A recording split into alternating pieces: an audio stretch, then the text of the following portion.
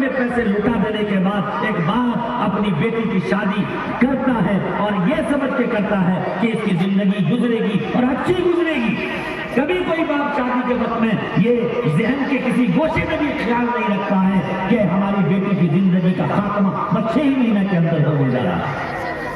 کیا وجہ ہے کہ ایڈجسٹ نہیں کر پا رہے, دونوں کا مزاج نہیں مل پاتا, اختلاف شروع ہو جاتا ہے, پہلے دن سے اختلاف, اور عجیب عجیب اختلاف ہوتا ہے, عجیب عجیب اختلاف ہوتا ہے.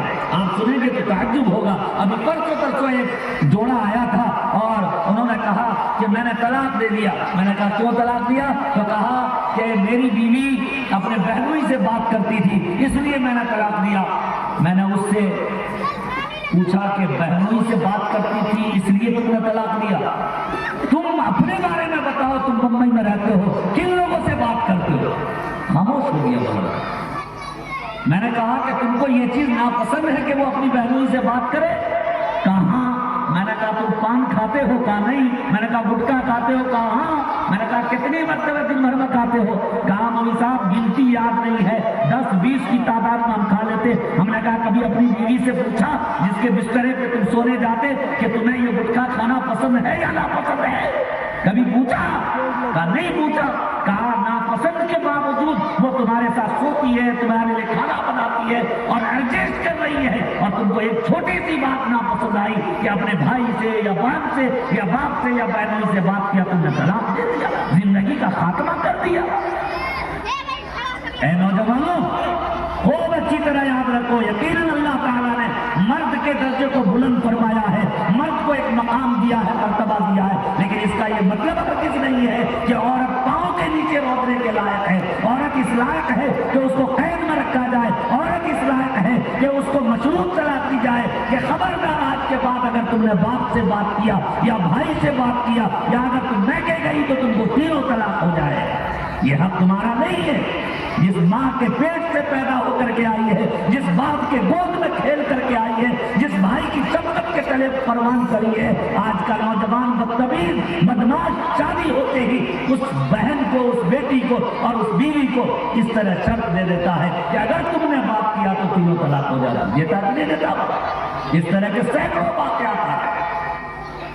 بھلا بتاؤ تو صحیح, جس ماں کے پیٹ سے پیدا ہو کے آیا, جس باپ کے گود میں کھیل کر کے آئی ہے, 17 سال 18 سال 20 سال تک کے جو بیٹی کہتی ہے وہ باپ مان لیتا ہے, قبول کر لیتا ہے. ابو ہم کو برگر چاہیے, ابو ہم کو چاؤمین چاہیے, ابو ہم کو لٹی چاہیے, سارے کچھ باپ جہاں سے ہوتا وہاں سے لا کر کے دینے کی کوشش کرتا ہے.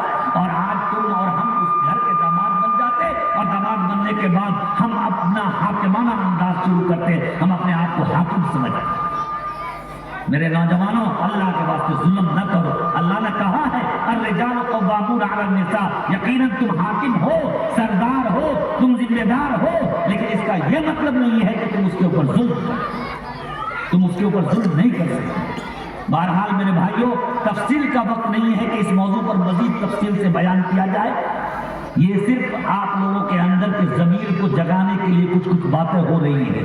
ضرورت اس بات کی ہے کہ کچھ نوجوان, کچھ عورتیں, کچھ مرد, کچھ بوڑھے پرانے لوگ, ان کے اندر بیداری آئے, انقلاب آئے, دین کے تئیں طلب پیدا ہو, اداروں کے تئیں محبت پیدا ہو, علماء کے تئیں عقیدت پیدا ہو. ان کو لگے آج کے اس پروگرام کے بعد برسوں تک اس کا تذکرہ ہو, چرچا ہو کہ نہیں اس طرح کے پروگرام کی ضرورت ہے. نوجوانوں کو جوڑا جائے, عورتوں کو بتایا جائے کہ دین سے تمہارا رشتہ کتنا کمزور ہوا ہے, شریعت سے تمہارا رشتہ کتنا کمزور ہوا ہے, تمہارے گھر کے بچے کتنے بے رحمی کے شکار ہو گئے, تمہارے گھر میں کس طرح کے گناہ کی آمیزش ہو رہی ہے, تاکہ ان کو لگے اس طرح کی چھوٹی چھوٹی باتوں کو جب اجاگر کیا جائے گا اور اس کو جگایا جائے گا, اس کو بتایا جائے گا, تو شوق پیدا ہوگا, جذبہ پیدا ہوگا. اور آخر میں ایک بات ضرور کہوں گا, اے مسلمانوں, سارے اختلافات کو چھوڑ کر کے اس بات پر اتفاق کرو کہ آپ کی آبادی میں اگر مسجد ہے تو مسجد کو سلامت رکھو, اس کی صفوں کو نہ بانٹو, اس کی امامت کو نہ بانٹو, اس کی نماز کو نہ بانٹو. اگر ادارے ہیں چاہے جس حال میں بھی ہو उस इदारे को बाकी रखो, उसका तहफ़्फ़ुज़ का सामान पैदा करो। सिर्फ इस बुनियाद पर कि फला मुफ्ती साहब से इख्तिलाफ है, उसने हमारे मुखिया को वोट नहीं दिया था, हम उस मदरसे में चंदा नहीं देंगे। याद रखिए खूब अच्छी तरह याद रखिए, इसकी सजा दुनिया में भी मिलती है और पूरी की पूरी नस्ल बर्बाद है। सिर्फ इस बुनियाद पर कि हमारी बेटी की शादी में मुफ्ती साहब नहीं आए थे, हमारी बेटा की शादी में फला साहब नहीं आए थे, हम उनके मदरसे को नहीं जाएंगे, उनके मदरसे को परवान चढ़ने नहीं देंगे, उनका पांव खींचेंगे वगैरह वगैरह। इस सब को नजरअंदाज करके अगर आज की आबादी में इदारे हैं, इदारों की हिफाजत करना सीखिए।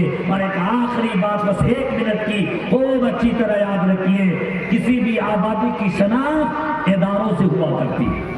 किसी भी आबादी की शनाख्त इदारों से हुआ करती है। गाड़ी से, घोड़े से, बंगले से, कार से, मारुति से, सरकारी नौकरियों से नहीं हुआ करती, बल्कि जिस आबादी के लोगों ने अपनी आबादी के इदारों की, मस्जिदों की, उलमा की कदर की, हिफाजत की, अल्लाह ताला ने उस इदारे को चमकाया है, रोशन मीनार की तरह उसको कायम दायम रखा है।